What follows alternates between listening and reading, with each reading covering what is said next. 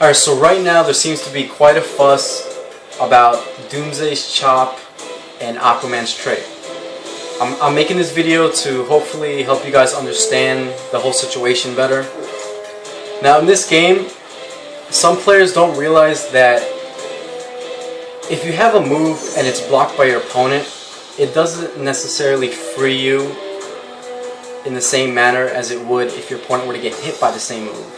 So for example, if you hit your opponent with a move and you hit them and you do the same move again and they happen to block it this time, you're not freed at the same exact time as you would otherwise. Meaning, I'm not talking about block data and hit data, I'm talking about when the game says your character cannot move. So I'm going to demonstrate that right now. I'm going to have Aquaman block DoomsDay's chop, and then I'm going to try and do another chop immediately. So you can see, once my opponent blocks the chop, I'm able to do another chop immediately after that. Now I'm going to do the same thing, but have my opponent get hit by the chop instead, and then I'm going to do another chop immediately after that. Now you can noticeably see that it takes a little longer for me to get another chop out. That's because the game chooses to allow Doomsday to be free when a chop is blocked faster than he would if the chop hits the opponent. So now, what I noticed on Doomsday's chop is, let's say your opponent blocks the first hit and gets hit by the second. I dash forward and I pretty much corpse hop them and then jump while they're behind me. Now the reason it's doing that is because the way the chop works is that it counts on the first hit to register when the game will free you. So if my opponent is hit by the first chop, it'll give me the long amount of recovery time before I can move, because the game registered, okay, the first part of the chop hit, so it counts as the move hitting, and then it's going to give you a time to move.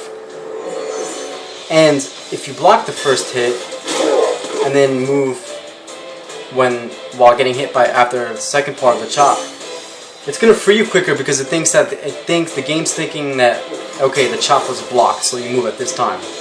Now I'm going to show you what happens when the chop hits them. I'm going to dash forward and jump, do the same thing, but I don't end up corpse hopping them, and instead of Doomsday jumping while my opponent's behind me, I jump over them. So I'm going to show that again, two examples again. This is the game thinking chop's being blocked because the first hit registers, corpse hopping, which means I'm moving quicker. And now this is the game registering the first hit, hitting the opponent, which means you have that long amount of recovery before you can move.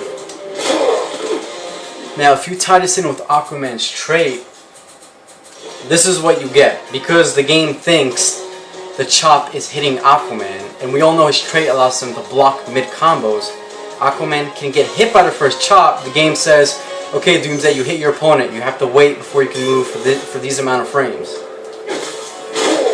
Aquaman can bypass that and actually full combo the opponent. And that's a punish. And to prove that, I'm going to have Doomsday do the chop again. I'm going to block it. And I'm going to try and punish him. I can't because he's set to all block. So I'm going to demonstrate that again. If you get hit, you can full combo punish Doomsday. Because the game says, well, the first hit your opponent, you can now move after this time. And Aquaman's trait allows him to block after he's hit by the first part of the chop. And that's why this is happening. Hope this helps you guys understand it better.